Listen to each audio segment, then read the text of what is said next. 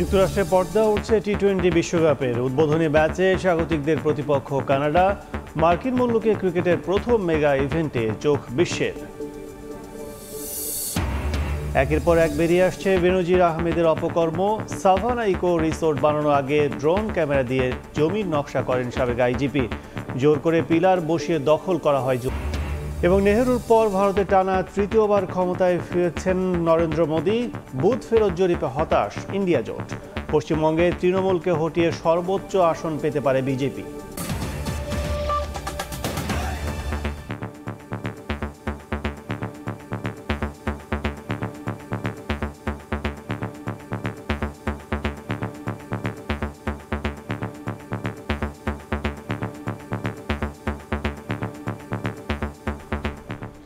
ভোরের সময়ের সঙ্গে আছে আমি কাজল আব্দুল্লাহ। শুরুতেই বিশ্বকাপের খবর। যুক্তরাষ্ট্র কানাডা ম্যাচ দিয়ে মাঠে গড়াচ্ছে টি-20 বিশ্বকাপের নবম আসর। এই ম্যাচকে ঘিরে বাড়তি উন্মাদনা স্বাগতিক দর্শকদের মধ্যে। উচ্ছ্বাসে সে ঢেউ আছড়ে পড়েছে মার্কিন মুল্লুকে বসবাসকারী এশিয়ান সমর্থকদের মাঝেও। কানাডা ইউএসএ ম্যাচের সবশেষ খবর যুক্তরাষ্ট্র থেকে জানাচ্ছেন সাজিদ মোস্তাহিদ। ওয়ার্ম আপ ম্যাচ শেষ, এখন অপেক্ষা বিশ্বকাপের মূল পর্ব মাঠে গড়ানোর। এবং থাকেন বিশেষ করে উপমহাদেশের, তাদের মধ্যে কিন্তু কিছুটা হলেও উন্মাদনা বিরাজ করছে, কারণ তাদের দেশ কিন্তু এখন যুক্তরাষ্ট্র, তারা খেলতে যাচ্ছে ওয়ার্ল্ড কাপে। সম্প্রতি যুক্তরাষ্ট্র কিন্তু বেশ কয়েকটা ম্যাচ খেলেছে এই ওয়ার্ল্ড কাপের জন্য। স্পেশালি বলতে হয় বাংলাদেশের বিপক্ষে তাদের এই সিরিজ জয়টা ছিল মোরাল বুস্টিং। বাংলাদেশের মতো একটা টেস্ট প্লেয়িং নেশনকে তারা প্রথম দু ম্যাচে এক প্রকার উড়িয়ে দিয়েছে। পরের ম্যাচটা যদিও তারা হেরে গিয়েছিল, তবে এর ঠিক আগে গেল এপ্রিলে কানাডার বিপক্ষে তারা একটা 5 ম্যাচের সিরিজ খেলেছিল এবং সেই সিরিজে কিন্তু তারা ডমিনেট করে জয় পেয়েছে। পর্যন্ত আইসিসি সময় মতো মাঠ রেডি করেছে, এখন অপেক্ষা শুধু মাঠে খেলা করানোর। যুক্তরাষ্ট্র থেকে সাজিদ মুস্তাহিদ, সময় সংবাদ। এদিকে প্রস্তুতি ম্যাচে ভারতের বিপক্ষে অসহায় আত্মসমর্পণে হতাশ যুক্তরাষ্ট্রে ম্যাচ দেখতে আসা টাইগার সমর্থকরা। কেউ কেউ প্রশ্ন তুলেছেন লিটন শান্তর দলে থাকার যোগ্যতা নিয়েও। তবে মাহমুদুল্লাহ রিয়াদের অলরাউন্ডিং পারফরমেন্সে স্তুতি ঝরল তাদের কণ্ঠে। প্রত্যাশা করছেন সব সমালোচনা দূরে ঠেলে মূল পর্বে ছন্দে ফিরবেন সাকিব রিশাদরা। সৌম্য, লিটন এরা কিভাবে চান্স পায়? শান্ত কিভাবে ক্যাপ্টেন্সি করে বাংলাদেশের মতো টি-20 একটা টিমের মধ্যে? এটা টোটালি রাবিশ। যারা এগুলা করতেছে টিম ম্যানেজমেন্ট পুরাই চেঞ্জ করা দরকার। এইভাবে কোনো রকম টি-20, এটা কোনো টি-20 ম্যাচ হলো? আমাদের নিউ ইয়র্কের ব্রুকলিনের যে টিম আছে, আমি চ্যালেঞ্জ করতেছি ইন্ডিয়ার সাথে আমরা আরো ভালো করব। Bangladesh need to improve their batting, fielding, bowling. They dropped a lot of catches. Wasn't expecting this team, and they are playing at international level. আমরা তো অনেক আশাবাদী হয়ে সবসময় থাকি। আমাদের বাঙালির সবসময় আশার উপর আমরা নির্ভর করে থাকি। ওরা আশাহত করে ঠিকই, ইনশাল্লাহ আমরা আশা করি যে এরপরে ওরা ঘুরে দাঁড়াবে। পেনসিলভেনিয়া, কানেকটিকাট ওসব জায়গা থেকে চলে আসছে, একজন অস্ট্রেলিয়া থেকেও আসছে। তারা খুবই excited. I hope they stay excited and continue the whole excitement till the 12th or whenever it finishes, but I think আমি আশাবাদী। হ্যাঁ, আমি খুবই আশাবাদী যে বাংলাদেশ একসময় পরপর অনেকগুলো গেম জিতবে। এটুকু আমি চাই। আশা করি ভালো করবে। এটা তো just practice match, warm up match. এখানে দেখতেছে তাদের পারফরমেন্সটা, যেখানে ল্যাকিংগুলো আছে ওগুলো হয়তো বা ওগুলো নিয়ে হয়তো ইমপ্রুভ করার চেষ্টা করবে এবং নেক্সট পর্বে যে বা মূল ম্যাচগুলোতে যে হয়তো ভালো করার চেষ্টা করবে, এটাই আশা করতেছি। ইদার ওয়েতে আমরা বাংলাদেশের সাপোর্ট করব, whether they play good or whatever, they try their best. That's all we know, that they're trying their best. আর কত তারা ট্রাই বেস্ট করবে, তারপরে পারছে না। মানে এটা একটু কি আপনি অ্যাজ এ ফ্যান কিছুটা হলো হতাশা? অ্যাকচুয়ালি না, আমরা হতাশার, but hoping that they will come back one day and they will come back strong. They will shine. যখন টপ অর্ডার ফেল করলো, সেই যথারীতি কিন্তু মাহমুদুল্লাহ রিয়াদ তার দায়িত্ব কাঁধে নিল এবং একটা মোটামুটি সম্মানজনক একটা পর্যায়ে বাংলাদেশকে নিয়ে গেছে। মাহমুদুল্লাহ তো অলওয়েজ মাহমুদুল্লাহ। বাংলাদেশের একমাত্র যদি ক্রিকেটার থাকে সে বর্তমানে একদম মাহমুদুল্লাহ ছাড়া আর কেউ নাই। আপনি দেখেন কোন দিকে তাকে ফালাবেন, বোলিংয়ে, ব্যাটিংয়ে, ফিল্ডিংয়ে, সে অলওয়েজ ভালো করতেছে। তারপর কিন্তু তাকে আমরা বিভিন্নভাবে অবদস্থ হতে হচ্ছে বাংলাদেশ টিমে। মাহমুদুল্লাহ তার পারফরমেন্স দিয়ে, তার প্রফেশনালিজম দিয়ে, তার ফিটনেস দিয়ে সবসময় প্রমাণ করছে যে he is good and he is doing very well. বাংলাদেশের পতাকা গায়ে জড়িয়ে নিউ ইয়র্কে খেলা দেখেছেন পাকিস্তানি ভক্ত। ম্যাচের ফলাফলে হতাশ হলেও সাকিব আল হাসানকে কাছ থেকে দেখতে পেরে খুশি তারা। সাবেক বিশ্বসেরা অলরাউন্ডারের কাছ থেকে পাওয়া পানির বোতল স্মৃতি হিসেবে রেখে দিতে চান ওই পাকিস্তানি সমর্থক। নিউ ইয়র্ক থেকে আরও জানাচ্ছেন সাজিদ মুস্তাহিদ। আমাদের সামনে দুজন পাকিস্তানি সমর্থক আছেন, তাদের সঙ্গে একটু কথা বলি। Which team did you support today? Bangladesh. So definitely you are disappointed? I mean, I expected it, but it was a nice game. Inshallah, I hope they will come back stronger in the next game. Few days later, India and Pakistan will play in this stadium. Do you think this time Pakistan win against India? Inshallah, I think they will get this game because they have a more stronger bowling attack since Mohammad Amr came back. So I'm pretty sure that they will win this game. Are you a fan from any cricketer of Bangladesh? Shakib Al Hasan. So you must be disappointed today seeing his perform like this? I mean, everybody has their days, so it's okay. Shakib, he played really well today. He was taking his time since he knew that there was like a less chances to win this game. And one important thing that Shakib Al Hasan gave me this water bottle. I have the video, and thanks Shakib Al Hasan, and I think he will play really good in next game. Can you show me the flag? Maybe it's. So তিনি পাকিস্তানি সমর্থক, কিন্তু তিনি বাংলাদেশের flag তার গায়ে জড়ানো। একই সঙ্গে তিনি সাকিব আল হাসানের ফ্যান। এভাবেই বিশ্বব্যাপী তার খ্যাতি তিনি পেয়েছেন এবং অগণিত সমর্থকের হৃদয় জয় করেছেন। যেমন এই সমর্থককে পানির বোতলটা তিনি দিয়েছেন। নিশ্চয়ই তিনি তৃষ্ণাতুর ছিলেন। তার কাছে একটু জানতে চাই যে তার তৃষ্ণা মিটেছে কিনা। She's been asking me for this. Actually, she's my Shali. Okay. So I'm not gonna give this to anybody, and I'm gonna put the tag on and keep it forever with me. আমরা first time actually ওনার সাথে interact করতে পেরেছি, and আমার দুলা ভাই উনি তো উনি আস্ক করছিলেন ওয়াটারের জন্য, and we are so happy to see him. আসলে সমর্থকরা সাকিবকে কাছ থেকে দেখে কতটা খুশি তাদের চোখে মুখে, তাদের এক্সপ্রেশনে দেখা যাচ্ছে।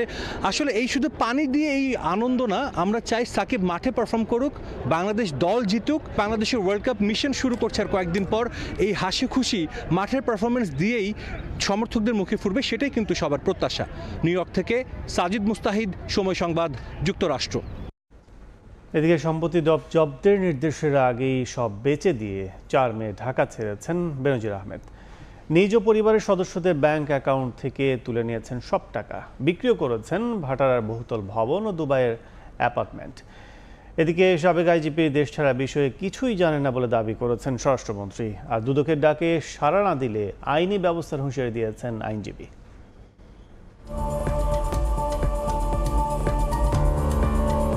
সময়ের অন্যতম আলোচিত সমালোচিত নাম সাবেক আইজিপি বেনজির আহমেদ। অনুসন্ধানে নেমে তার নামে বেনামে অঢেল টাকা ও সম্পত্তির খোঁজ পেয়েছে দুর্নীতি দমন কমিশন দুদক। অনুসন্ধানের অংশ হিসেবে আগামী 6 জুন বেনজিরকে তলব করেছে সংস্থাটি।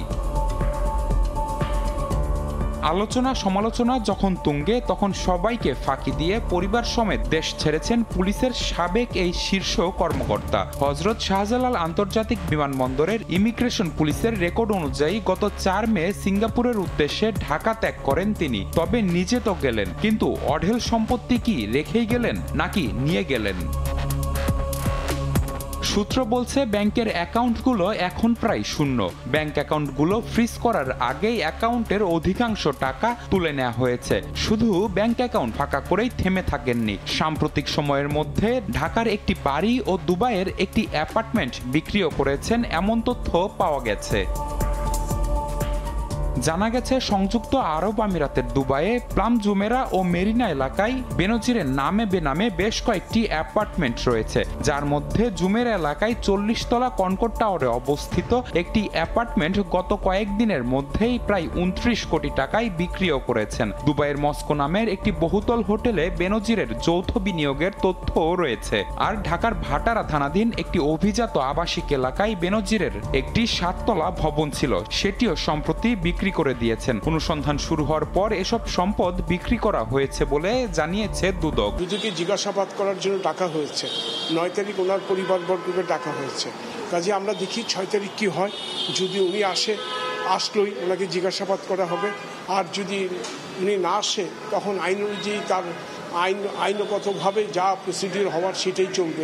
পাশের পুলিশ কর্তারাও এখন চিনছেন না বেনজিরকে। পুলিশ সদর দপ্তরের অন্তত 5টি কেনাকাটার খাত থেকে বিপুল অর্থ লোপাটে যেসব কর্মকর্তা সহযোগীর ভূমিকায় ছিলেন তারাও বেনজিরকে ঘরের শত্রু বিভীষণ হিসেবে আখ্যা দিচ্ছেন। এবার তাদের ওপরও চোখ পড়েছে দুদকের। বেনজির পরিবারের সম্পদের তল্লাশির সঙ্গে ঘনিষ্ঠ হিসেবে পরিচিত কয়েকজন পুলিশ কর্মকর্তার নামেও সম্পত্তি কেনার তথ্য পেয়েছে দুদক। যদিও বেনজির আহমেদের দেশ ছাড়ার খবর জানেন না বলে দাবি করেছেন স্বরাষ্ট্রমন্ত্রী। তাকে তো এখনো আমরা নিষেধাজ্ঞা দেইনি, সেই নিষেধাজ্ঞার আগে চলে যেয়ে থাকে। আমি এখনো কিন্তু সঠিক জানি না সে আছে কিনা চলে গিয়েছে।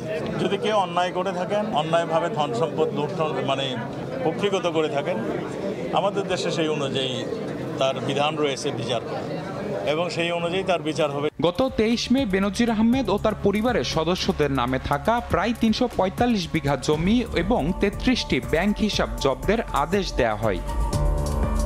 নিবিড় সাহা, সময় সংবাদ, ঢাকা। সবার চোখের সামনে দিয়ে বেনজির আহমেদের দেশের বাইরে চলে যাওয়া প্রমাণ করে সরকারের অবস্থান লোক দেখানো, এমন মন্তব্য করেছেন বিএনপির মহাসচিব মির্জা ফখরুল ইসলাম আলমগীর। আর আওয়ামী লীগের সভাপতি মণ্ডলীর সদস্য অ্যাডভোকেট কামরুল ইসলাম বলেছেন, বিএনপি গুজব ছড়িয়ে ও ষড়যন্ত্র করে দেশের উন্নয়ন বাধাগ্রস্ত করতে চায়। রাজনীতির মাঠে থামছেই না আজিজ বেনজির বিতর্ক। সাবেক সেনাপ্রধান অবসরপ্রাপ্ত জেনারেল আজিজ আহমেদের মার্কিন নিষেধাজ্ঞা আর সাবেক আইজিপির দুর্নীতির ইস্যুর মধ্যে নতুন করে আলোচনায় এসেছে সপরিবারে বেনজির আহমেদের দেশত্যাগের গুঞ্জন। নিজ অ্যাকাউন্ট ফাঁকা করে সবার সামনে দিয়ে বেনজির আহমেদের বিদেশে চলে যাওয়াই প্রমাণ করে দুর্নীতির বিষয়ে সরকারের অবস্থান লোক দেখানো ছাড়া কিছুই নয়। এমন অভিযোগ করে বিএনপি মহাসচিব বলেছেন, শুধু একজন নয়, এমন অসংখ্য দুর্নীতিবাজ সৃষ্টি করেছে ক্ষমতাসীন। জাতীয় প্রেস ক্লাবে এক আলোচনার সভায় মির্জা ফখরুল এ দাবি করেন। বেনজির চলে গেছে সকলের চোখের নাগরিকদের পক্ষ দিয়ে, তাহলে এই যে কথা বলছেন যে কেউ ভাত ছাড় পাবে না, আমরা সবাইকে বিচার করি, সবাই, এটা কি আপনার মানুষকে আহম্মক মনে করেছেন? বাংলাদেশের মানুষকে, বাংলাদেশের মানুষ তো আহম্মক না, সবাই বোঝে যে এগুলো হচ্ছে আপনাদের সমস্যা, লোক দেখানো, প্রতারণা, যেভাবে এখন পর্যন্ত প্রতারণা করে আপনারা দেশ শাসন করছেন। এদিকে আওয়ামী লীগের সভাপতি মণ্ডলীর সদস্য অ্যাডভোকেট কামরুল ইসলাম বলেছেন, ষড়যন্ত্রের মাধ্যমে গুজব ছড়িয়ে মানুষকে বিভ্রান্ত করছে বিএনপি। তারা গণতন্ত্রে বিশ্বাসী নয় বলেই নির্বাচনে না এসে তা পণ্ড করার চক্রান্ত করে বলেও দাবি করেন তিনি। শনিবার সকালে কেরানীগঞ্জ ঘাটারচরে আয়োজিত এক স্মরণ সভায় একথা বলেন কামরুল ইসলাম। আমাদের উন্নয়নের ক্ষেত্রে সবচেয়ে বড় বাধা প্রতিবন্ধকতা সৃষ্টি করে ওই অপশক্তি 71-এর ঘাতকদের দল বিএনপি জামাত। সরকারের বিরুদ্ধে অবস্থানের পাশাপাশি তারা দেশের বিরুদ্ধে তারা অবস্থান গ্রহণ করে। গণতান্ত্রিক দল নির্বাচনের পক্ষে থাকবে, নির্বাচনে অংশগ্রহণ করবে, গণতান্ত্রিক যাত্রায় সব যাত্রায় তারা শরীক থাকবে, এটাই কথা। এটা গণতন্ত্রে বিশ্বাস করে বলে নির্বাচনে আসে না। দেশ বিরোধী অপশক্তির বিরুদ্ধে প্রতিরোধ গড়ে তুলতে সাধারণ মানুষের প্রতি আহ্বান জানান আওয়ামী লীগের এই নেতা। এই দেশের উন্নয়ন অগ্রগতি তারা চায় না। আহমেদ সালেহিন, সময় সংবাদ, ঢাকা। ভারতের চেরাপুঞ্জি সহ আসাম, মেঘালয়ে বৃষ্টিপাত কমে যাওয়ায় সিলেট অঞ্চলের নদ নদীর পানি ধীরে ধীরে কমছে। তবে ভোগান্তি শেষ হতে আরও কয়েকদিন লেগে যাবে বলে মনে করছেন সংশ্লিষ্টরা। জেলার 7টি উপজেলা ও নগরীর অন্তত 5 লাখ মানুষ ক্ষতির মুখে পড়েছেন। ইকরামুল কবিরের রিপোর্ট, ছবি তুলেছেন নওশাদ আহমদ চৌধুরী। শালুটিকর গোয়াইনঘাট আন্ত উপজেলা সড়কে চলছে নৌকা। সড়কের ওপর দিয়ে পানির স্রোত বয়ে যাচ্ছে। সেই সড়ক দিয়ে যানবাহনের চলাচলের চেষ্টায় ভেঙে চৌচির হচ্ছে সড়ক। ভোগান্তিতে রয়েছে উপজেলাবাসী। রাস্তা অনেক ভাঙ্গিয়া গেছে, গাড়িগুলো চলতেও আছে না, অনেক গাড়িগুলো পানি নষ্ট হয়ে গেছে। মানুষের খুব কষ্ট হইতেছে আপ ডাউন, নৌকা দা কোন দা আইতেছে। অন্যদিকে সুরমা নদীর পানি বিপদসীমা থেকে এখনো না নামায় সুরমা পাড়ের মানুষ ভোগান্তির মধ্যে পড়েছেন। শাহজালাল উপশহর, মেন্দিবাগ, কাজীর বাজার, ঘাসিটোলা, সোভানীঘাট, কলাপাড়া, তেরোরতন সহ বেশ কিছু এলাকার মানুষ পানিবন্দী অবস্থায় রয়েছেন। ব্যবসা প্রতিষ্ঠানে পানি ঢুকে পড়ায় বন্ধ রাখতে হয়েছে ব্যবসা। সিমেন্ট আছে দোকানের ভিতরে, সিমেন্ট বীজের বালু টালু যা আছে, বালু হাতর ব্যবসা সব শুতে পারিয়া পানির ঢেউয়ে বাড়িয়া লইয়া যেতেছে। বেচা কিনা বন্ধ, মানুষ আইতেও পারে না, পানি লাগে, দোকান বন্ধ। 2022 সালের ভয়াবহ বন্যার পর সুরমা নদী খননের উদ্যোগ নেয় পানি উন্নয়ন বোর্ড। কিন্তু সেই কাজ শেষ না হওয়ায় সুরমার পানি পার উপচে নগরীর পথঘাট বাসাবাড়ি ভাসিয়ে দিচ্ছে। এমন পরিস্থিতিতে আসার কথা শোনালেন সাবেক পররাষ্ট্রমন্ত্রী। এই সাথে যারা ইঞ্জিনিয়ার সম্পৃক্ত তাদের সাথে আমি মিটিং করেছি এবং আশা করি যে আমরা এই অ্যাটলিস্ট এই কাজটা আমরা শেষ করব। তারা বলছেন 30শে জুনের মধ্যে এই অর্থ বছরে শেষ করে। সিলেটের 7টি উপজেলা ও সিলেট নগরীর অন্তত 5 লাখ মানুষ ক্ষতির মধ্যে পড়েছেন। সার্বিক বন্যা পরিস্থিতির কিছুটা উন্নতি হলেও 5 দিন ধরে বন্ধ রয়েছে সিলেটের সঙ্গে গোয়াইনঘাটের সড়ক যোগাযোগ। এ অবস্থায় উন্নতি হতে আরও কয়েকটি দিন লেগে যাবে বলে মনে করছেন পানি উন্নয়ন বোর্ড। সিলেটের গোয়াইনঘাট থেকে ইকরামুল কবির, সময় সংবাদ। পশুর হাট না জমলেও চট্টগ্রামের খামার ও অ্যাগ্রো ফার্মগুলোতে শুরু হয়েছে বেচাকেনা। পরিবার নিয়ে কোরবানির পশু কিনতে ভিড় করছেন ক্রেতারা, অনেকে অগ্রিম অর্ডারও করছেন। নুরজামাল আতিকের ক্যামেরায় শফিকুল আলমের প্রতিবেদন। মোটা তাজা ও আকর্ষণীয় সব বড় পশুতে ভরপুর খামার। লাল ও বাদামি এসব গরুর চাহিদা বেশি। চট্টগ্রামে পাওয়া যাচ্ছে 8 থেকে 14 মণ ওজনের এক একটি গরু। কোরবানির ঈদের বাকি আর 15 দিন থাকলেও পশুর হাট না জমলেও কিছুটা বেচাকেনা শুরু খামার ও অ্যাগ্রো ফার্মে। রং আর সৌন্দর্যের কারণে খামারে ভিড় ক্রেতাদের। পরিবার নিয়ে গরুর খামার ঘুরে দেখছেন ক্রেতারা, করছেন অগ্রিম অর্ডার। বড় গরুর কাস্টমার কিন্তু তুলনামূলক অনেক কম, তো সেই অনুযায়ী বড় গরুর দামও কিন্তু অনেক বেশি। কিন্তু কোরবানির জন্য তো সুন্দর গরুরই প্রাধান্য পাবে। তীব্র গরম হাওয়ায় গরুর প্রশান্তির জন্য রয়েছে সারি সারি ফ্যান, নিচে আরামের জন্য রাবার ম্যাট। পশুর যত্নে রয়েছে পর্যাপ্ত পরিমাণ কর্মচারী। খাবারের তালিকায় রয়েছে উন্নত মানের চাল, ছোলা, শুকনো ও ভেজা ঘাস। সার্বক্ষণিক পরিষ্কারের জন্য পানিসহ নানা ব্যবস্থা। গরুর খাবার হলো তো আপনার চনা বুট, কাঁচা ঘাস, ভুট্টা, খেসারের ডাল, মুগ ডাল। রাবার ম্যাটের উপর গরু দাঁড়ায় যাতে তাদের খুরায় ব্যথা না পায় এবং আরামে তারা শুইতে পারে। এবং উপরে আমাদের যথেষ্ট পরিমাণে পাঙ্খা আছে। 3 বেলা গোসল করায়, সকাল একবার, বিকাল একবার, দুপুরে একবার। ইতিমধ্যে বিক্রির অর্ডার হয়েছে বেশ কিছু গরুর। ক্রেতা টানতে খামার ঘিরে আশেপাশে রয়েছে নান্দনিক ও মনোমুগ্ধকর বাগানও। চট্টগ্রামে 150টির বেশি খামার ও অ্যাগ্রো ফার্ম রয়েছে। জেলা প্রাণী সম্পদ বিভাগের তথ্য মতে এবার চট্টগ্রামে পশুর চাহিদা 8,74,000-এর বেশি। শফিকুল আলম, সময় সংবাদ, চট্টগ্রাম। কোরবানি বাজার ধরতে ময়মনসিংহে ব্যাপক প্রস্তুতি নিচ্ছেন খামারিরা। পরম যত্নে পশু হৃষ্টপুষ্ট করতে ব্যস্ত তারা। তবে গোখাদ্যের দাম বেশি থাকায় ন্যায্য দাম পাওয়া নিয়ে দুশ্চিন্তায় খামারিরা। প্রাণী সম্পদ বিভাগ বলছে ময়মনসিংহ বিভাগে চাহিদার তুলনায় 1.5 লাখেরও বেশি কোরবানিযোগ্য পশু রয়েছে। হোসেন আলীর ছবিতে ওবায়দুল হকের রিপোর্ট। ঈদুল আজহাকে সামনে রেখে 25টি ষাঁড় লালন পালন করছেন ময়মনসিংহ সদরের চর গোবিন্দপুর এলাকার খামারি আসাদুজ্জামান সোহাগ। চাহিদা বিবেচনায় তার খামারের সবগুলো গরুই দেশি প্রজাতির। হৃষ্টপুষ্ট করতে খাওয়াচ্ছেন সবুজ ঘাসসহ নানা পুষ্টিকর খাদ্য। বিভাগের অন্য খামারিরাও পরম যত্নে লালন করছেন কোরবানির পশু। খামারিরা বলছেন গোখাদ্যের দাম বেশি সহ বাড়তি পরিচর্যার খরচের প্রভাব পড়বে হাটে। এ কারণে প্রত্যাশিত দাম পাওয়া নিয়েও আছেন দুশ্চিন্তায়। ঊর্ধ্বগতির খাবারের এই কারণে আমরা এখন গরু পাইলে আসলে ওইভাবে আমরা লাভ করতে পারি না। আমাদের খাদ্যদ্রব্যের দাম যদি কিছু কমতি হয় অন্যান্য জিনিসের দাম, আমাদের রাখতে সুবিধা হয় আর কি। এবছরও ময়মনসিংহ বিভাগে চাহিদা মিটিয়ে 1,67,684টি পশু উদ্বৃত্ত থাকবে বলে জানায় প্রাণী সম্পদ বিভাগ। পশুর সুরক্ষায় হাটে থাকবে বিশেষ সুরক্ষা ভেটেরিনারি টিম।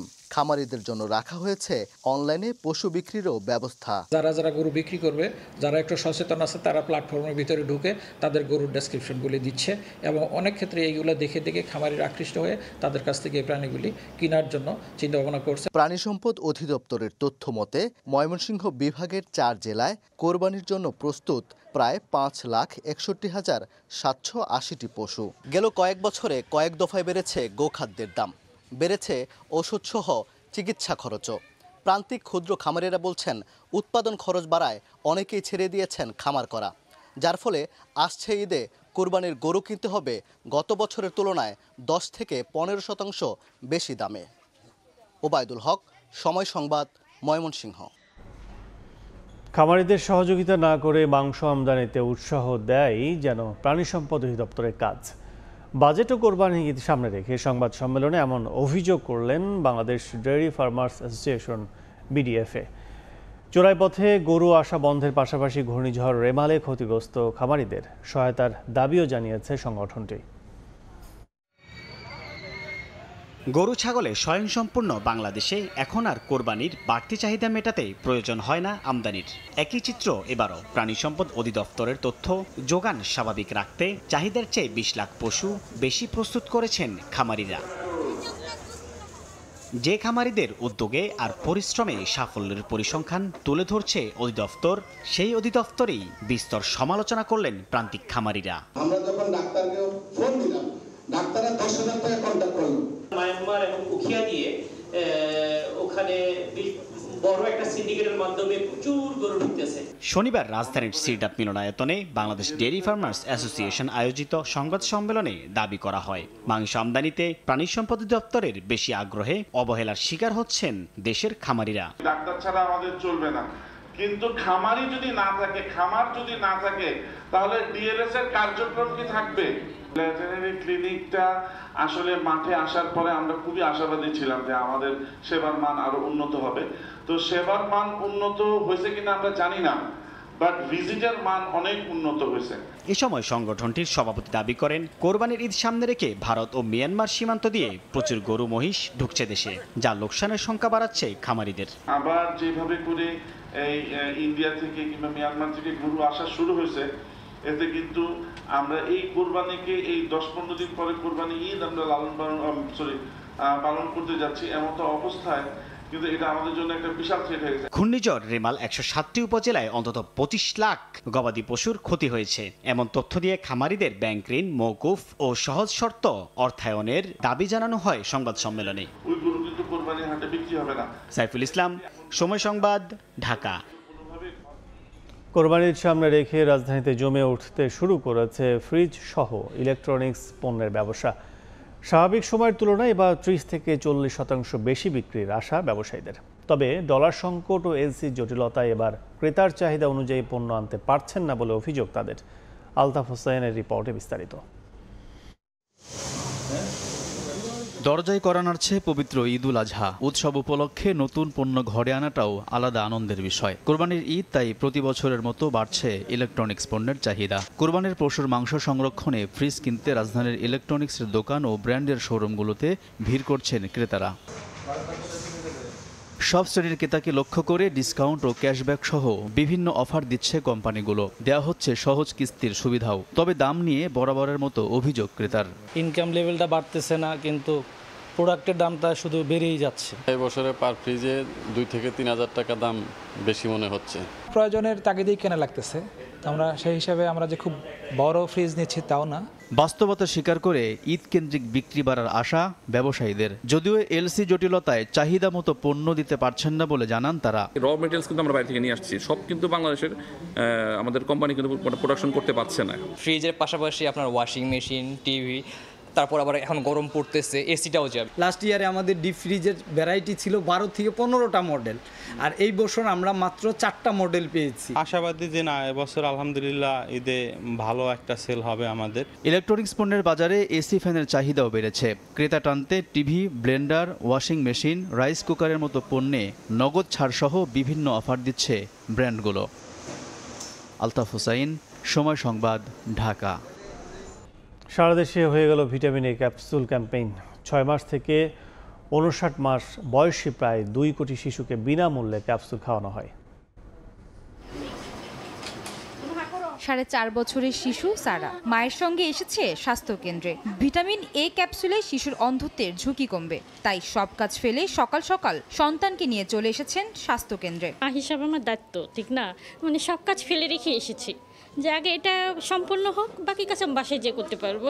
ভিটামিন এটা খাওয়ানোর জন্য, রাতকানা রোগ এসব দূর করার জন্য সরকার এটা করছে, আমাদের জন্য খুবই ভালো, আর এটা বাচ্চার জন্য খুবই উপকারী। ভিটামিন এ ক্যাপসুল খেলে বাচ্চার রাতকানা রোগ হবে না। সরকার এটা দিয়ে দিচ্ছে আমাদেরকে বিনামূল্যে, সো এটা আমাদের কাজে লাগানোর দরকার।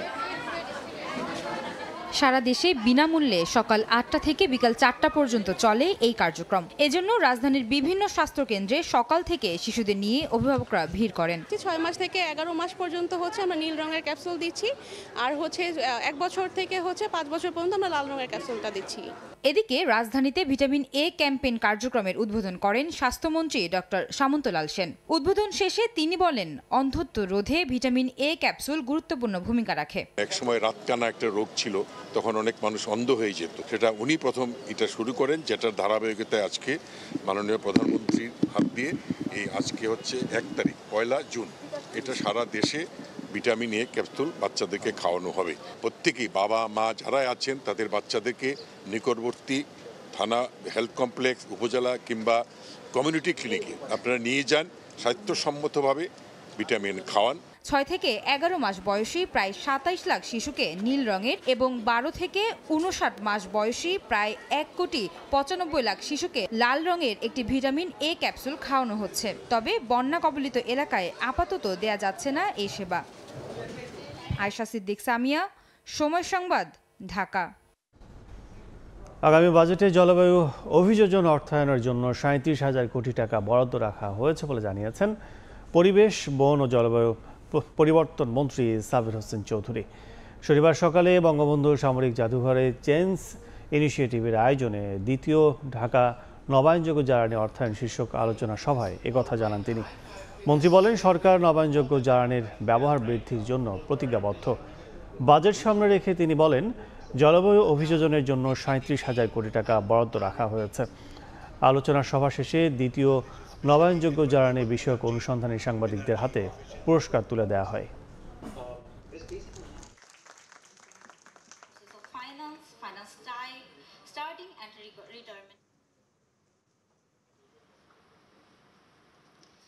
আমাদের নতুন বাজেট আসবে কয়েকদিন পরে, তবে বর্তমান যে অর্থ বছর আছে সেখানে সরকার 37,000 কোটি টাকা কিন্তু বরাদ্দ করেছে আপনার অভিযোজনের জন্য।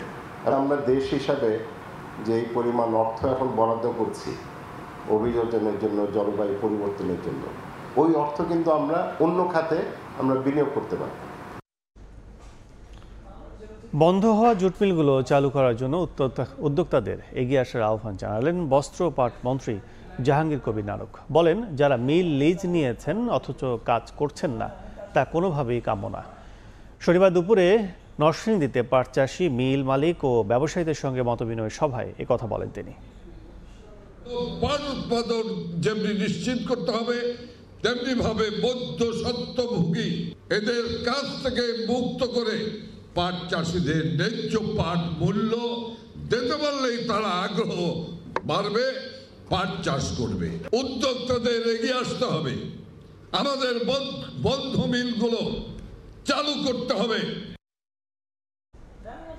দৃষ্টি কেবল মক্কেলের দিকে নয়, ন্যায় বিচার ও দেশের সার্বিক কল্যাণের দিকেও খেয়াল রাখতে আইনজীবীদের প্রতি আহ্বান জানিয়েছেন প্রধান বিচারপতি ওবায়দুল হাসান।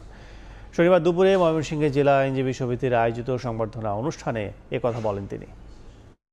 ন্যায় বিচার প্রতিষ্ঠায় উভয়ের পরিপূরক প্রতিপক্ষ নয়।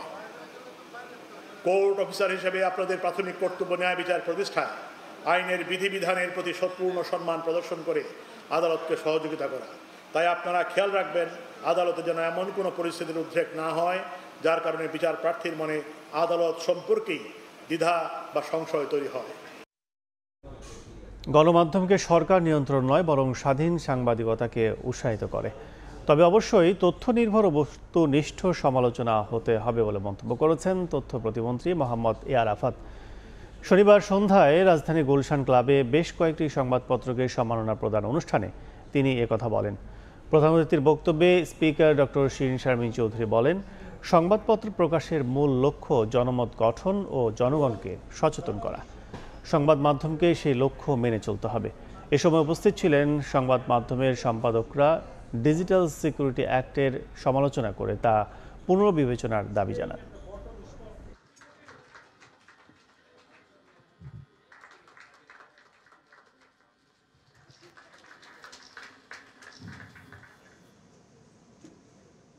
যতই কর্পোরেট সেক্টর, এনজিও বা অন্যান্য বডির ইকোনমিক ইন্টারেস্ট কন্টেন্টকে প্রভাবিত করুক বা নিউজ পেপারকে আরও প্রসারিত হওয়ার জায়গায় তারা ফান্ডিং করুক, সেখানে কোনো সমস্যা নেই।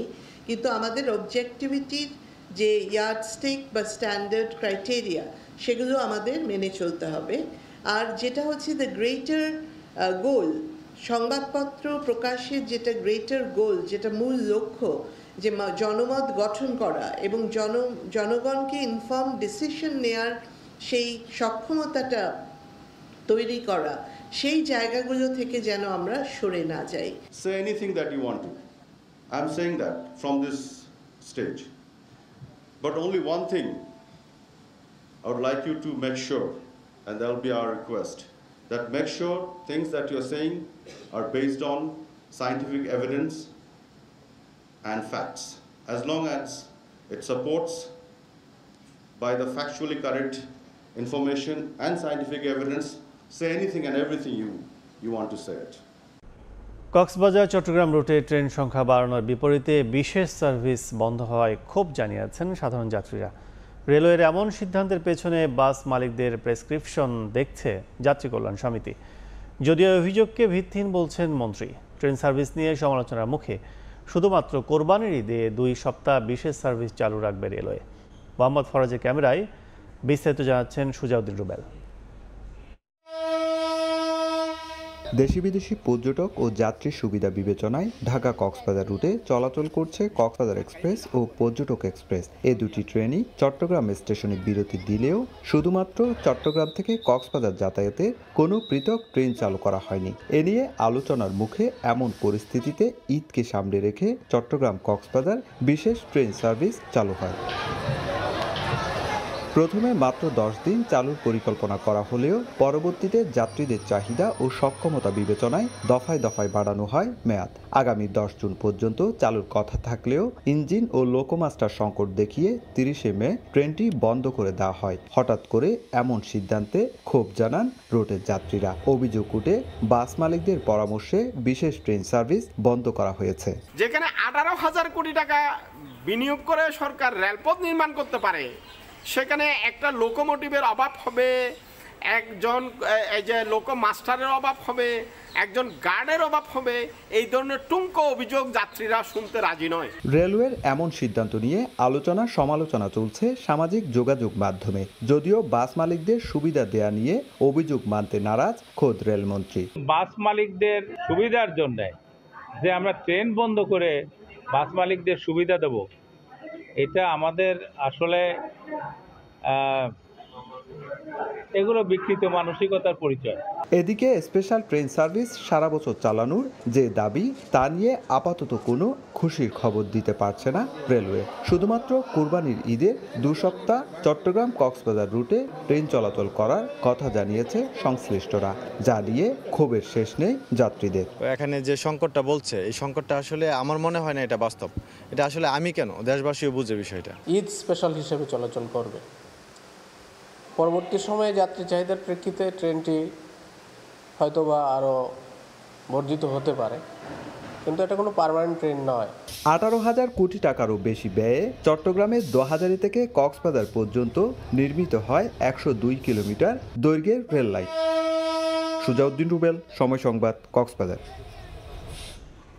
মুক্তিযুদ্ধের চেতনায় উজ্জীবিত হয়ে সমুদ্র সীমার নিরাপত্তার পাশাপাশি স্মার্ট বাংলাদেশ করতে নবীন নাবিকদের অগ্রণী ভূমিকা রাখার আহ্বান জানালেন নৌবাহিনীর প্রধান অ্যাডমিরাল এম নাজমুল হাসান। শনিবার সকালে পটুয়াখালীর বানুজার শেরে বাংলা প্যারেড গ্রাউন্ডে 438 নবীন নাবিকের বুট ক্যাম্প প্রশিক্ষণ শেষে বর্ণাঢ্য শিক্ষা সমাপনী কুচকাওয়াজ শেষে কথা বলেন তিনি। এর আগে প্যারেড পরিদর্শন ও অভিবাদন গ্রহণ করেন নৌবাহিনী প্রধান। কৃতিত্বপূর্ণ ফলাফল অর্জনকারী নবীন নাবিকদের মাঝে পুরস্কার বিতরণ করেন। কুচকাওয়াজ শেষে নৌবাহিনীর প্রধান বানুজার শেরে বাংলায় নবনির্মিত বাংলাদেশ নৌবাহিনী স্কুল অ্যান্ড কলেজের উদ্বোধন করেন।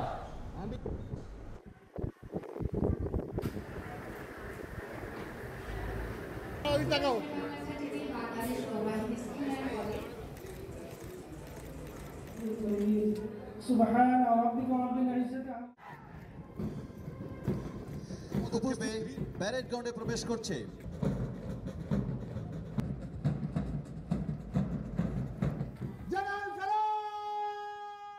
নেভাল এভিয়েশনকে শক্তিশালী করার লক্ষ্যে 2021 সালে উন্নত মানের দুটি মেরিটাইম পেট্রোল এয়ারক্রাফট বাংলাদেশ নৌবাহিনীতে সংযুক্ত হয়েছে। আগামী বছর বাংলাদেশ নৌবাহিনীতে আরও 2টি ইউটিলিটি হেলিকপ্টার যুক্ত হবে বলে আমরা আশা করছি। নৌবহরের জাহাজসমূহ অপারেশনাল রাখার পাশাপাশি সাবমেরিন ও এয়ারক্রাফটের বিশেষায়িত রক্ষণাবেক্ষণের সুবিধা নিশ্চিতকরণের লক্ষ্যে চট্টগ্রাম ও বাংলায় নৌবাহিনী ডকইয়ার্ডের আধুনিক কার্যক্রম চলমান রয়েছে। Chattogram BGMEA university of fashion and টেকনোলজির 3 দিনব্যাপী অ্যাডমিশন ফেয়ার শুরু হয়েছে। মেলা উদ্বোধন করে অতিথিরা বলেন, এ ধরনের আয়োজন এই প্রতিষ্ঠানে শিক্ষা গ্রহণে আগ্রহ বৃদ্ধি করবে। স্টলের সামনে সাজানো সোনালী আঁশ পাট দিয়ে তৈরি ডিজাইন করা পোশাক, তার পাশের স্টলে শোভা পাচ্ছে নানা বাহারি ডিজাইনের স্যাম্পল, যা নজর কাটছে দর্শনার্থীদের। শনিবার শুরু হওয়া চট্টগ্রামে BGMEA university of fashion and technology admission fair সামারে বিশেষায়িত এই বিশ্ববিদ্যালয়ে শিক্ষার্থীরা স্টলগুলোতে নিজ নিজ বিভাগে নানা দিক তুলে ধরে। ফ্যাশনের বাইরেও ছিল বস্ত্রশিল্পের নানা প্রযুক্তি ও দক্ষতা অর্জনের দিক। এছাড়া ভর্তি ইচ্ছুদের কাছে তুলে ধরা হয় বিশ্ববিদ্যালয়টিতে ভর্তি হওয়া নানা তথ্য। প্যাটার্ন, তারপর হচ্ছে ড্র্যাপিং, মানে কিভাবে একটা ড্রেস মেক করতে হয়, ড্রেসের যে বেসিকটা ওইটাই হচ্ছে আমাদের ফ্যাশন ডিজাইনের মেইন কাজ। সিবিইউএফটি ক্যাম্পাসে 3 দিন ব্যাপী শুরু হওয়া এই মেলার উদ্বোধন করেন বিজিএমইএর সাবেক প্রথম সহসভাপতি ও বিশ্ববিদ্যালয়টির ট্রাস্টি বোর্ডের চেয়ারম্যান নাসিরউদ্দিন চৌধুরী। এ সময় অতিথিরা বলেন, এই ধরনের মেলা দেশের সবচেয়ে বড় রপ্তানি খাত তৈরি পোশাকে দক্ষ মানব সম্পদ তৈরির পাশাপাশি এই শিল্পকে বিশ্বমানে করে এগিয়ে নিতে বিশেষায়িত উচ্চশিক্ষায় আগ্রহী করে তুলতে ভূমিকা রাখবে। এই জায়গাটাকে যদি আরো বিস্তৃত করতে পারি, তাহলে এখানকার ছাত্ররা যারা লেখাপড়া করছে তারা কিন্তু তাদের লাইফটাকে সুন্দর করবে, কমফোর্টেবল করবে, তা না, একই সাথে কিন্তু দেশের ইকোনমিকে স্ট্রেংথেন করতে পারে। প্রায় 1.5 বছর আগে চট্টগ্রামে যাত্রা শুরু করে বিজিএমইএ পরিচালিত বস্ত্র ও ফ্যাশন বিষয়ে বিশেষায়িত এই বিশ্ববিদ্যালয়টি। ফেরদৌস লিপি, সময় সংবাদ, চট্টগ্রাম। পবিত্র ঈদুল আজহা উপলক্ষে আজ থেকে সারা দেশে শুরু হচ্ছে টিসিবির পণ্য বিক্রি কার্যক্রম। শনিবার এক সংবাদ বিজ্ঞপ্তিতে তথ্য জানিয়েছে trading corporation of Bangladesh TCB. রাজধানী মিরপুরে বিক্রয় কার্যক্রম উদ্বোধন করবেন বাণিজ্য প্রতিমন্ত্রী আহসানুল ইসলাম টিটু। এ দফায় সর্বোচ্চ 2 লিটার ভোজ্য তেল, 2 কেজি মসুর ডাল, 1 কেজি চিনি ও 5 কেজি চাল কিনতে পারবেন 1 কোটি ফ্যামিলি কার্ডধারীরা। প্রতি লিটার ভোজ্য তেলের দাম পড়বে 100 টাকা, প্রতি কেজি মসুর ডাল 60 টাকা, চিনি 70 টাকা ও চালের দাম পড়বে 30 টাকা।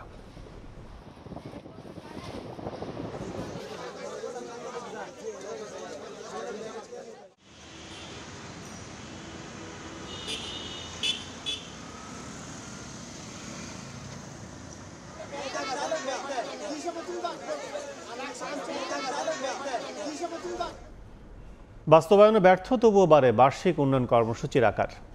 আইএমএডির বলছে, চলতি অর্থ বছরে 10 মাসে প্রায় 2.5 লাখ কোটি টাকা বরাদ্দের অর্ধেকই খরচ হয়নি। লক্ষ্য পূরণে মে জুনের প্রতিদিন গড়ে খরচ করতে হবে 2000 কোটি টাকার বেশি করে। অর্থ প্রতিমন্ত্রী বলছেন, অর্থনীতির সঙ্গে সামঞ্জস্য রেখেই নির্ধারণ করা হচ্ছে এডিপি, তবে কর্মকর্তাদের অদক্ষতায় তা বাস্তবায়ন হচ্ছে না। শুভ খানের রিপোর্ট। সুন্দরবনে প্রাণীর সংখ্যা, জলবায়ু পরিবর্তনের প্রভাব জরিপে 2021 সালের জানুয়ারিতে শুরু হয় সুন্দরবন সুরক্ষা প্রকল্প, যার মেয়াদ শেষ হচ্ছে চলতি বছরে। 16,793 কোটি টাকার প্রকল্পে চলতি অর্থ বছরে বরাদ্দ দেওয়া হয় 3,206 কোটি টাকা, যার মধ্যে গেল ডিসেম্বর পর্যন্ত খরচ হয়েছে মাত্র 485 কোটি টাকা। শুধু এই প্রকল্পই নয়, এমন চিত্র পুরো এডিবি বাস্তবায়নে। আইএমইডির সবশেষ তথ্য বলছে, চলতি অর্থ বছরের জুলাই থেকে এপ্রিল প্রথম 10 মাসে 2,54,391 কোটি টাকার সংশোধিত এডিপির খরচ হয়েছে 1,25,315 কোটি টাকা, মাত্র 49%। এই চিত্র গত 3 বছরের মধ্যে সর্বনিম্ন। বরাদ্দের প্রায় 1,29,036 কোটি টাকা খরচ করতে হবে মে ও জুনে। সেই হিসেবে প্রতিদিন গড়ে খরচ করতে হবে 2,115 কোটি টাকা প্রায়। প্রকল্প বাস্তবায়নের সক্ষমতা যদি কম থাকে, হঠাৎ করে 2 মাসে গিয়ে সক্ষমতা হু করে বেড়ে যায় কিভাবে? যারা শীর্ষ পর্যায়ে বসে আছে তাদের ক্ষেত্রে দুর্নীতির যে ফিরিস্তি আমরা দেখছি, তাতে করে স্বচ্ছ প্র্যাকটিস হবেই। সেটা নিশ্চিতটা করবে কে? বরাদ্দ ব্যবহারে সবচেয়ে পিছিয়ে থাকা অভ্যন্তরীণ সম্পদ বিভাগ 242 কোটি টাকার মধ্যে খরচ করতে পেরেছে মাত্র 41 কোটি টাকা। 30% অর্থ খরচ করতে পারেনি নির্বাচন কমিশন, পরিসংখ্যান বিভাগ, পররাষ্ট্র, পরিবেশ মন্ত্রণালয় ও আর্থিক প্রতিষ্ঠান বিভাগ। এক্ষেত্রে বরাদ্দ ব্যবহারে দক্ষতার ঘাটতি আছে বলে মনে করেন অর্থ প্রতিমন্ত্রী। প্রতিদিন 2000 কোটি টাকা খরচ করার বিষয়টা তো জোর করে হবে না, সক্ষমতা অনুযায়ী যাতে সঠিক বাস্তবায়ন হয় এবং সাশ্রয়ী হয় সেটা তো দেখতে হবে আমাদেরকে। বাস্তবায়নে এমন বেহাল দশার মধ্যেই আসছে 2024-25 অর্থ বছরের জন্য বার্ষিক উন্নয়ন কর্মসূচির আকার ধরা হয়েছে প্রায় 2,65,000 কোটি টাকা। শুভ খান, সময় সংবাদ, ঢাকা। IMF-এর নিয়ম অনুযায়ী 3 মাসের আমদানির সমপরিমাণ রিজার্ভ থাকলেই যথেষ্ট, কিন্তু দেশে এখনও 4.5 মাসের রিজার্ভ রয়েছে বলে জানিয়েছেন বাণিজ্য প্রতিমন্ত্রী আহসানুল ইসলাম টিটু। শনিবার বিকেলে টাঙ্গাইল শহরের শহীদ স্মৃতি পৌর উদ্যানে 10 দিনব্যাপী বিসিক উদ্যোক্তা মেলার উদ্বোধনী অনুষ্ঠানে তিনি একথা বলেন। আমদানি রপ্তানি বাণিজ্য এইটার এক সময় আমাদের রিজার্ভ 48 বিলিয়নে গিয়েছে, সেখান থেকে আমাদের রিজার্ভ কমে এসেছে। তো সেখানে আমাদের চাপে থাকা মানে হলো যে আমার রিজার্ভ যখন কমে আসে আমি তো একটু চাপে থাকবো। আপনার অনেক ব্যাংক ব্যালেন্স ছিল, হঠাৎ করে ব্যাংক ব্যালেন্সটা কমে গেল, কিন্তু এমন কোনো ক্রাইসিস আমাদের নাই যেটা আগামী 3 মাস বা 5 মাসে। আমাদের IMF অনুযায়ী আমাদের 3 মাসের আমদানির পরিমাণ রিজার্ভ থাকলেই যথেষ্ট। আমাদের কিন্তু এখনও 4.5 মাসের রিজার্ভ আছে। রাজস্ব আদায়ের নামে এনবিআরের হয়রানি বন্ধ করতে না পারলে পিছিয়ে পড়বে রপ্তানিমুখী তৈরি পোশাক খাত, এমন আশঙ্কা বিজিএমইএর। সংগঠনটির দাবি, বাজারে টিকে থাকতে যেমন কাটাতে হবে বন্দর ব্যবস্থাপনার দুর্বলতা, তেমনি আরও 5 বছর বহাল রাখতে হবে বিদ্যমান প্রণোদনা সুবিধা। পাশাপাশি সমালোচনামূলক সংবাদ করে সাংবাদিকদের পাশে থাকার আহ্বান জানিয়েছে সংগঠনটি। একটি মাল ক্লিয়ার করতে ইন্ডিয়ায় কয়দিন লাগে, ভিয়েতনামে কয়দিন লাগে, বাংলাদেশে কয়দিন লাগে। আমাদের খরচ বেড়ে যাওয়ার কারণে আমরা কিন্তু প্রত্যেকেই স্ট্রাগল করছি। শনিবার দুপুরে রাজধানীর একটি হোটেলে বাণিজ্য সম্প্রসারণের পথে এমন নানা প্রতিবন্ধকতার চিত্র তুলে ধরেন তৈরি পোশাক রপ্তানিকারকদের সংগঠন বিজিএমইএর নেতারা। ঠিক এমন সময় মতবিনিময় সভার আয়োজন করা হলো যখন গত জানুয়ারিতে প্রায় $5 বিলিয়ন রপ্তানি আয়ের রেকর্ড ছোঁয়া খাতটির আয় এপ্রিলে নেমেছে $329 কোটি। বাজার প্রতিযোগিতায় টিকে থাকার পথে বিজিএমইএ সভাপতির সরাসরি দাবি, এনবিআরের হয়রানি বন্ধ করা না হলে পিছিয়ে পড়বে দেশের তৈরি পোশাক শিল্প। রপ্তানি পণ্য ছাড়করণ ও পণ্য চালান, জাহাজীকরণ ও ওজনের ক্ষেত্রে এবং HS কোড নিয়ে অহেতুক অপব্যাখ্যা ও জটিলতা সৃষ্টি করে কাটিং তদারকি শর্তের নামে আমাদের হয়রানি করা হচ্ছে। বাণিজ্যের স্বার্থে আমরা রপ্তানি প্রক্রিয়াগুলো ব্যবসা বান্ধব, দ্রুতকর, হয়রানিমুক্ত সহজীকরণের জন্য দাবি জানিয়েছি। এ সময় শিল্পের সম্ভাবনা, বৈদেশিক বাণিজ্য সম্প্রসারণ আর রাজস্ব আদায় সব মিলিয়ে সমালোচনামূলক সংবাদ করে সঠিক পথ দেখিয়ে সাংবাদিকদের পাশে থাকার আহ্বান জানান উদ্যোক্তারা। গঠনমূলক সমালোচনা করবেন, শুধু পজিটিভ নিউজ করবেন যে তা না, যেটা অথেন্টিক, যেটা সত্য কথা, আশেপাশের দেশের সাথে কম্পেয়ার করে আমাদের এই শিল্পকে এগিয়ে নিয়ে যাওয়ার জন্য যে নিউজগুলো হওয়া উচিত আপনারা সেইভাবেই করবেন। 2030 সাল নাগাদ পোশাক খাতের রপ্তানি আয় 100 বিলিয়নে ঠেকাতে সরকারের নীতি সহায়তা অব্যাহত রাখার দাবি জানায় বিজিএমইএ। 20 এবং 29 সাল পর্যন্ত ইনসেন্টিভ। কামরুল হাসান সবুজ, সময় সংবাদ, ঢাকা। নিটিং শিল্প রক্ষায় প্রতিষ্ঠান মালিকদের স্বল্প সুদে ঋণ ও বিশেষ প্রণোদনা দিতে সরকারের কাছে দাবি জানিয়েছেন বাংলাদেশ নিটিং ওনার্স অ্যাসোসিয়েশন।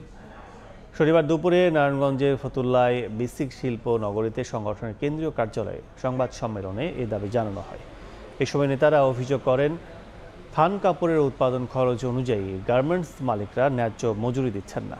এতে সারা দেশে প্রায় 2,500 নিটিং কারখানায় 2.5 লক্ষাধিক শ্রমিক, কর্মচারী ও প্রতিষ্ঠান মালিক মানবেতর জীবনযাপন করছেন। নিটিং ব্যবসায়ীদের ভ্যাটের আওতামুক্ত রাখার দাবিও জানান তারা।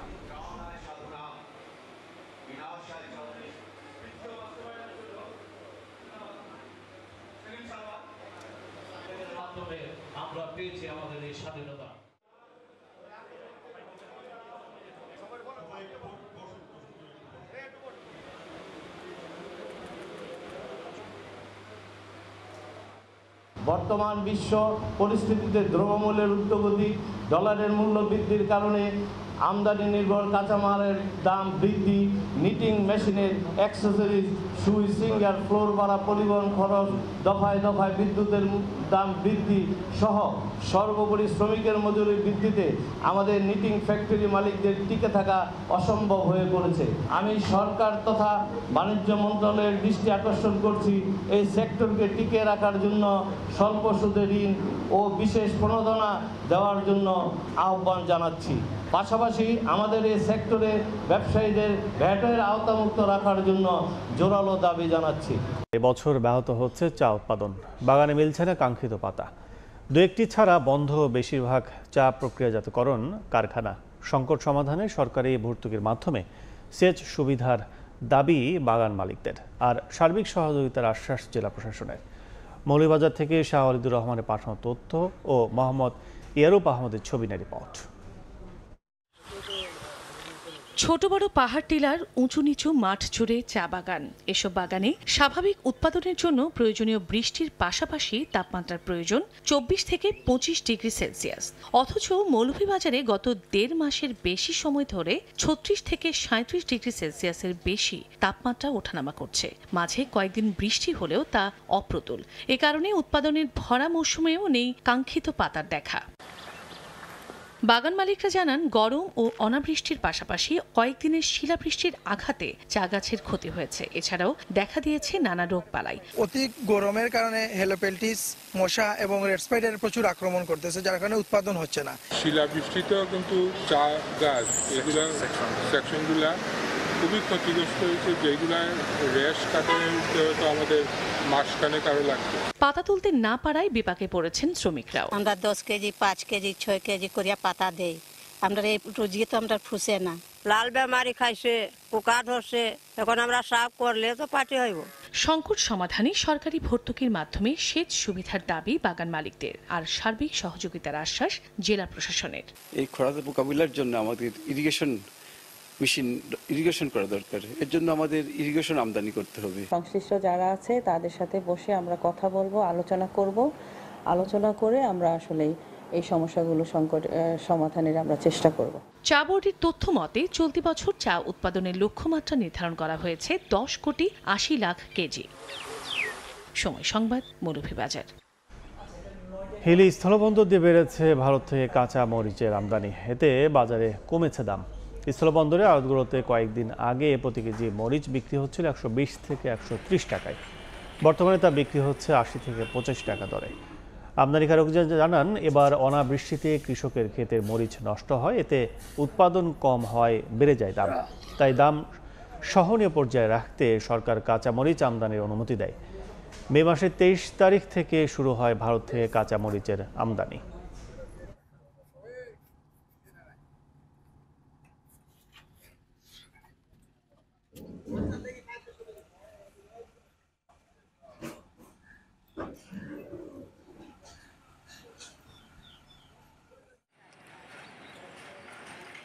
অতিরিক্ত তাপমাত্রার জন্য আর মরিচ তো আমার কাছে নষ্ট হয়ে যাচ্ছে, আর মরিচের বাজারও কম, 100 টাকার নিচে, 80 টাকা 85 টাকা বাজার মনে করেন যে অনেক কমে গেছে। এই জন্য আমাদের অনেক লস হচ্ছে কাঁচামরিচ ঢোকার কারণে। বৃহস্পতিবারে মরিচ ছিল 130 থেকে 40 টাকা, 35 টাকা, 30 টাকা। আজকে কাঁচামরিচ আমরা 90 টাকা দাম চাইছি, 80 টাকা দাম বলছে পার্টি, তাও নেওয়ার কোনো লোক নেই। কাঁচামরিচ যেহেতু কাঁচা মাল এবং এটা খুব দ্রুততার সাথে গরমে নষ্ট হয়ে যায়, গরম পড়েছে অনেক, কাস্টমারের সব প্রক্রিয়া শেষে এবং আমদানিকারকদের চাহিদা মোতাবেক দ্রুততার সাথে আমরা সব ধরনের প্রস্তুতি রেখেছি, যাতে কাঁচামরিচগুলো বিশেষ করে তারা বের করে বাজারজাত করতে পারে। আবাসিক ভবনে গ্যাস সরবরাহ কর্তৃপক্ষের উদাসীনতার নানা চিত্র তুলে ধরলেন গ্রাহকরা। শনিবার গাজীপুরে পেট্রোবাংলার এক গণশুনানিতে গ্রাহকরা ছাড়াও সংস্থাটির কর্মকর্তারা উপস্থিত ছিলেন। সমস্যার সমাধানে আশ্বাস দিয়ে অবৈধ সংযোগ বিচ্ছিন্নের হুঁশিয়ারি দেন পেট্রোবাংলার চেয়ারম্যান। আমরা যোগাযোগ করলে শুনতেছি যে লাইনে কাজ চলতেছে, ওটা তো কমায় আনতে হবে, কমায় না আনলে হবে না। এই জিনিসগুলো আপনাদের লক্ষ্য রাখতে হবে, আমাদের প্রতি একটু মায়া রাখতে হবে আপনাদের। পেট্রোবাংলার চেয়ারম্যানকে সামনে পেয়ে অসহায়ত্বের সঙ্গে ক্ষোভ প্রকাশ করলেন এই ব্যবসায়ী। দিন দিন পরিস্থিতি যখন সংকটের দিকে, তখন গ্রাহকদের নিয়ে গণশুনানির আয়োজন। তাই তো রাগ ঢাক ছেড়ে জানালেন, চাহিদা অনুযায়ী গ্যাসের সরবরাহ না পাওয়ায় উৎপাদন কমছে পোশাক কারখানায়। এমন অবস্থার পরও কয়েক গুণ বিল বাড়ানো নিয়েও প্রশ্ন তুলেন কেউ কেউ। বর্তমানের কথা যদি বলি, পেট্রোবাংলার শুদ্ধাচার কৌশল পরিকল্পনা অনুযায়ী শনিবার গাজীপুরে গণশুনানির আয়োজন করা হয়। সেখানে অব্যবস্থাপনার নানা চিত্র তুলে ধরেন গ্যাসের আবাসিক গ্রাহকরাও। আমাদের টেক্সটাইল সেক্টর আগামী দুই এক বছরের মধ্যে অচিরেই ধসে যাবে এবং বন্ধ হয়ে যাবে। কারণ হইল তখন আপনাদের গ্যাস আমার মনে হয় যে বিক্রিও করতে পারবেন না। মেশিনগুলোতে অনেক কাপড় লোডেড থাকে, হঠাৎ করে যখন গ্যাস প্রেশার কমে যায় তখন স্যার স্টিম এবং হিটের প্রবলেম হয়, ফেব্রিক্সের শেডের প্রবলেম হয় এবং অনেকগুলো ফেব্রিক্স আপনার রিজেক্ট হয়। গ্রাহক ও বাংলাদেশ তেল গ্যাস ও খনিজ সম্পদ কর্পোরেশনের কর্মকর্তাদের মুখোমুখি আয়োজনে প্রশ্নের জবাব দেন পেট্রোবাংলার চেয়ারম্যান জনেন্দ্রনাথ সরকার। বলেন, অবৈধ সংযোগ বন্ধ করা গেলে গ্যাসের সংকট অনেকাংশে কমে আসবে। একই সঙ্গে গ্যাস অপচয় রোধে সবাইকে সোচ্চার হওয়ার আহ্বান জানান তিনি। যে এলাকায় দ্বিতীয়বার সংযোগ লাগবে, নীতিমালায় যাই থাকুক না কেন, ওই আবাসিক সংযোগ চিরতরে বিচ্ছিন্ন করব, নীতিমালা চেঞ্জ করে রাইজার তুলে নিয়ে চলে আসবো। পেট্রোবাংলার তথ্য অনুযায়ী সাভার, টাঙ্গাইল, মানিকগঞ্জ সহ গাজীপুর অঞ্চলে 666 কোটি টাকার বিল বকেয়া আছে। গণশুনানিতে এসব বকেয়া পরিশোধের আহ্বান জানান সংশ্লিষ্টরা। রাজিবুল হাসান, সময় সংবাদ, গাজীপুর। নেহরুর পর ভারতে টানা তৃতীয়বার ক্ষমতায় ফিরছেন নরেন্দ্র মোদী। বুথ ফেরত জরিপে গতবারের চেয়েও বেশি আসন পাওয়ার ইঙ্গিত দিচ্ছে বিজেপি নেতৃত্বাধীন এনডিএ জোট। মমতার বাংলাতেও গেরুয়া ঝড় আসছে বলে ইঙ্গিত সমীক্ষায়।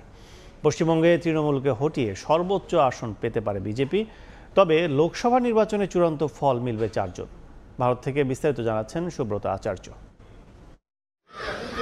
বিজেপি নেতৃত্বাধীন এনডিএ জোট এবার ভোটে 353 থেকে 383 আসন পেতে পারে। একই সঙ্গে কংগ্রেস নেতৃত্বাধীন ইন্ডিয়া জোট পেতে পারে 152 থেকে 182 আসন। ভারতের কেন্দ্রে সরকার গঠন করতে প্রয়োজন 272টি আসন। তাই ম্যাজিক সংখ্যা থেকেও বিজেপির আসন প্রাপ্তির সম্ভাবনা অনেকটাই বেশি বলে আভাস দিচ্ছে একাধিক সমীক্ষা। ভারতের শীর্ষস্থানীয় সমীক্ষক সংস্থা সি ভোটার এবিপি আনন্দের যৌথ বুথ ফেরত মত বলছে, বিজেপি এবার এককভাবেই 315 আসন পেতে পারে, আর কংগ্রেসের ঝুলিতে যেতে পারে 74টি আসন। শনিবার 7 দফার ভোট পর্বের শেষ দফা ভোট পর্ব শেষ হতেই এক এক করে দেশটির গণমাধ্যমগুলো বুথ ফেরত সমীক্ষা প্রকাশ করতে শুরু করে। আর সেখানেই এমন আভাস পেয়ে কার্যত খুশি গেরুয়া শিবির। তবে এটাও সত্যি যে দেশটির প্রধানমন্ত্রী, স্বরাষ্ট্রমন্ত্রী 400 আসনের বেশি আসন পেয়ে বিজেপি সরকার গড়বে বলে যে দাবি করেছিলেন, সেই দাবি কিন্তু এই বুথ ফেরত সমীক্ষা পুরোপুরি খারিজ করে দিয়েছে। দেশটির অধিকাংশ সমীক্ষক সংস্থার আভাস, উত্তরপ্রদেশ, বিহার, মধ্যপ্রদেশ, মহারাষ্ট্র, রাজস্থানে বিজেপি তাদের অবস্থান ধরে রাখবে। অন্যদিকে দক্ষিণ ভারতের কেরলেও বিজেপি এবার খাতা খুলতে পারে বলেও আভাস সমীক্ষায়। আর মমতার রাজ্যে পশ্চিমবঙ্গেও তৃণমূলের চেয়ে বেশি আসন প্রাপ্তির সম্ভাবনাও দেখাচ্ছে সমীক্ষা। দেশটির 3টি বড় সমীক্ষক সংস্থা C Voter, Axis My India, Today's Chanakya এর সমীক্ষার গড় হিসেব করলে মমতার রাজ্যে মোদির দল এবার 25টিরও বেশি আসন পেতে পারে, আর তৃণমূলের ঝুলিতে যেতে পারে 15টি আসন। যদিও বুথ ফেরত সমীক্ষা আভাস মাত্র, চূড়ান্ত ফল প্রকাশ হবে 4 জুন। সুব্রত আচার্য, সময় সংবাদ, ভারত। ভারতের লোকসভা নির্বাচন বানচালের চেষ্টা করেছিল ইসরায়েলের একটি রাজনৈতিক প্রচারণা সংস্থা। এমনই এক চাঞ্চল্যকর তথ্য প্রকাশ করল চ্যাট জিপিটির নির্মাতা সংস্থা ওপেন এআই। ভারতীয় সংবাদ মাধ্যম এনডিটিভির বরাতে এ তথ্য জানা যায়। তবে তা মোকাবিলা সম্ভব হয়েছে বলে জানায় ওপেন এআই। ভারতে শেষ হলো 18তম লোকসভা নির্বাচনের ভোট গ্রহণ। ভোটের ফল প্রকাশ হবে আগামী 4 জুন। তবে এর আগেই নির্বাচন নিয়ে চাঞ্চল্যকর তথ্য প্রকাশ করল কৃত্রিম বুদ্ধিমত্তা চ্যাট জিপিটির নির্মাতা সংস্থা ওপেন এআই।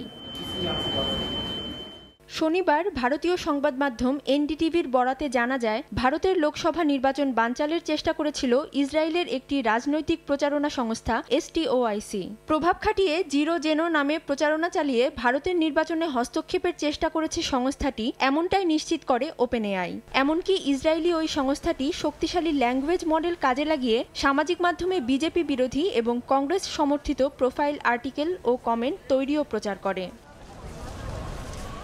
তবে ইসরায়েলের ওই সংস্থাটির এসব প্রচারণা রুখে দেওয়া সম্ভব হয়েছে বলে নিশ্চিত করেছে ওপেনএআই। এর মধ্যেই এক প্রতিক্রিয়ায় তেল আবিবের অপচেষ্টাকে গণতন্ত্রের জন্য বিপজ্জনক হুমকি বলে অভিহিত করেছে ভারতীয় ক্ষমতাসীন দল বিজেপি।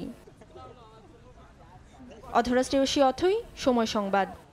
আয়ারল্যান্ডে আগামী 7 জুন থেকে হতে যাচ্ছে স্থানীয় পরিষদ নির্বাচন। এই নির্বাচনে প্রথমবারের মতো রেকর্ড সংখ্যক আইরিশ বাংলাদেশি অংশ নিচ্ছেন। আয়ারল্যান্ড থেকে সৈয়দ জুয়েলের রিপোর্টে বিস্তারিত।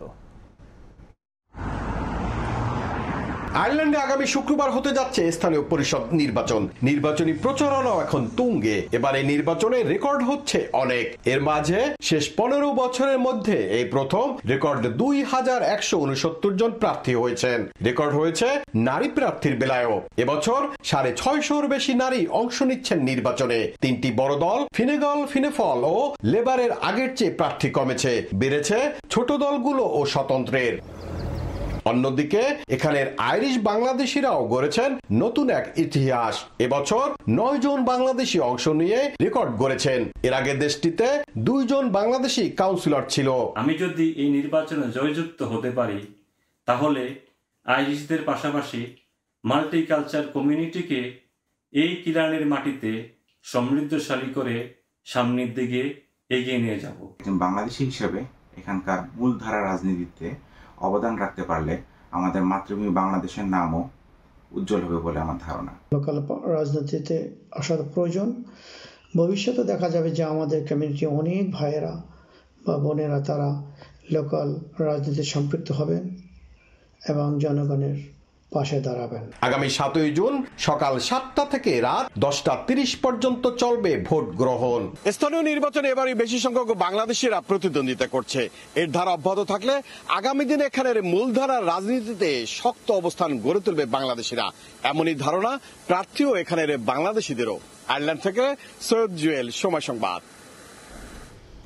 গ্রীষ্মের আগেই তীব্র তাপপ্রবাহে অতিষ্ঠ কুয়েতের জনজীবন। এতে প্রবাসী শ্রমিকদের ভোগান্তি চরমে পৌঁছেছে। গ্রীষ্মের আগেই তীব্র তাপপ্রবাহে মুখোমুখি কুয়েতবাসী। দিনে কোথাও 50 ডিগ্রি আর রাতে 40 ডিগ্রি সেলসিয়াস পর্যন্ত উঠছে তাপমাত্রার পারদ। নাবিশ্বাস্য জনজীবনে। অবশ্য এমন আবহাওয়ার মধ্যেই কাজ করছেন প্রবাসী শ্রমিকরা। এ অবস্থায় শ্রমিকদের স্বাস্থ্য সুরক্ষার বিষয়টি বিবেচনায় নিয়েছে কুয়েতের সরকার। আগামী আগস্ট মাস অবধি বেলা 11টা থেকে বিকাল 4টা পর্যন্ত খোলা জায়গায় শ্রমিকদের কাজে নিষেধাজ্ঞা আরোপ করা হয়েছে। শুধু তাই নয়, আইন না মানলে 200 কুয়েতি দিনার পর্যন্ত আর্থিক জরিমানা ও কোম্পানির লাইসেন্স বন্ধের হুঁশিয়ারি দিয়েছে দেশটির public authority for man power. দিনে খোলা আকাশের নিচে কাজে নিষেধাজ্ঞা আরোপ করায় সন্তুষ্টি প্রকাশ করেছে কুয়েত প্রবাসীরা। এখন কুয়েতের তাপমাত্রা দিন দিন অনেক বেড়ে চলছে। এখন গরম শুরু হয় নাই, তারপরও বাইরে আমরা বাইরে মনে হয় যে চলে চামড়া পুড়ে যায়। তো মানে গরমের এত অবস্থা। এদিকে বিধিনিষেধ মানা হচ্ছে কিনা তা দেখতে আগামী 3 মাস বিভিন্ন সেক্টরে অভিযান পরিচালনার কথা জানায় কুয়েতের national centre for occupational health administration. Moin Suman, Somoy Sangbad, Kuwait. ওয়েম্বলির উত্তেজনা ছড়িয়ে পড়ে রাজধানী ঢাকা সহ বাংলাদেশের বিভিন্ন শহরে। ধানমন্ডির শেফমেড লাউঞ্জে একসাথে ফাইনাল দেখে প্রায় 500 রিয়াল মাদ্রিদ সমর্থক। বাঁধভাঙা উল্লাস আর উদযাপনে এদিন ভিন্ন এক মুহূর্তের সৃষ্টি হয় এই রেস্তোরাঁতে।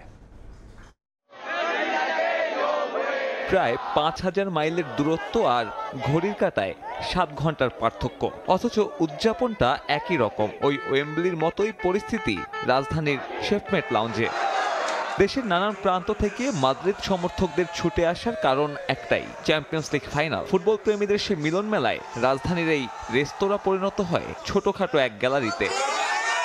প্রায় 500 রিয়াল মাদ্রিদ সমর্থকদের সে পরিশ্রমের প্রতিদানটা ঠিকঠাক দিয়েছে তাদের পছন্দের ক্লাব। বাঁধভাঙা উল্লাস আর উদযাপন, ইউরোপিয়ান শ্রেষ্ঠত্ব আবারও ঘরে তুলে উচ্ছ্বসিত মাদ্রিদিস্তারা। একটা বল নিয়ে কেউ যখন রান করছে তখন সব পুরা স্টেডিয়ামের মতো একটা মানে ভাইব ক্রিয়েট হচ্ছে। আমার কাছে এটা অনেক বড় একটা ম্যাটার যে আমি রিয়াল মাদ্রিদের খেলা আমার মাদ্রিদিস্তা ফেলোদের সাথে এনজয় করব।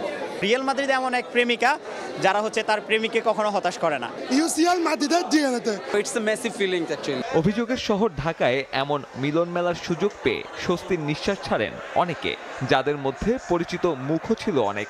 মেট্রোপলিটন লাইফে আমাদের প্রত্যেকটি শহরের তরুণদের, নাগরিকদের যে ধরনের সুযোগ সুবিধা, যে ধরনের উৎসব, যে ধরনের আয়োজন থাকা প্রয়োজন, আমরা মনে করি ধারাবাহিকভাবে ধাপে ধাপে আমরা সেদিকেই যাচ্ছি। আমরা খুবই লাকি যে আমরা রিয়াল মাদ্রিদ সাপোর্টার এবং 15 নাম্বার ম্যান 15 নাম্বার ইউরোপিয়ান ফুটবলের নেশা কেবল রাজধানী নয়, ছাপ ফেলে বন্দর নগরীতেও। চট্টগ্রামের খুলশী এলাকায় মিলন মেলা 150-র বেশি অল হোয়াইট ফ্যানের।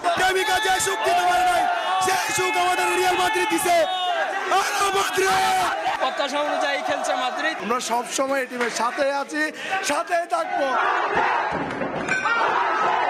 ঢাকা থেকে চট্টগ্রাম, ইউরোপিয়ান ক্লাব ফুটবলের নেশায় আসক্ত খুলনাও। মধ্যরাতে নগরীতে বাঁধ ভাঙা উদযাপনে মাতে স্থানীয় রিয়াল মাদ্রিদ ভক্তরা।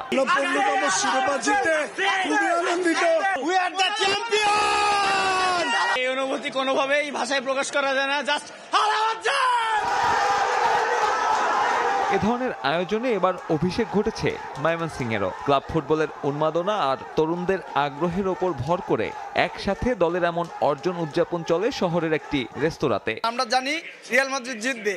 চ্যাম্পিয়ন্স লিগ মানে রিয়াল মাদ্রিদ, রিয়াল মাদ্রিদ মানে চ্যাম্পিয়ন্স লিগ। রিয়ালের কোনো রাইভাল নেই, রিয়ালের রাইভাল রিয়াল নিজেই। এবার 15 হয়েছে, সামনের বার 16 হবে ইনশাআল্লাহ। তরুণদের মাঝে ইউরোপিয়ান ফুটবলের আগ্রহ বাড়ছে বেশ জোরে সোরে। রিয়াল, বার্সা কিংবা ম্যান সিটির আধিপত্যে হতাশা বাড়তেই পারে দেশের ফুটবলের রুগ্ন দশা নিয়ে। সাব্বির মিথুন, সময় সংবাদ। এ পর্যায়ে শীর্ষ সংবাদগুলো জানিয়ে দিচ্ছি আরেকবার। ধরে অনুষ্ঠান ছাড়াই মার্কিন মূল্যকে পর্দা উঠল টি-20 বিশ্বকাপের প্রথম ম্যাচে যুক্তরাষ্ট্রের বিপক্ষে বড় সংগ্রহের পথে কানাডা। একের পর এক বেরিয়ে আসছে বেনজির আহমেদের অপকর্ম। সাভানা ইকো রিসোর্ট বানানোর আগে ড্রোন ক্যামেরা দিয়ে জমির নকশা করেন সাবেক আইজিপি। জোর করে পিলার বসিয়ে দখল করা হয়। এবং নেহরুর পর ভারতে টানা তৃতীয়বার ক্ষমতায় ফিরছেন নরেন্দ্র মোদী। বুথ ফেরত জরিপে হতাশ ইন্ডিয়া জোট। পশ্চিমবঙ্গে তৃণমূলকে হটিয়ে সর্বোচ্চ আসন পেতে পারে বিজেপি।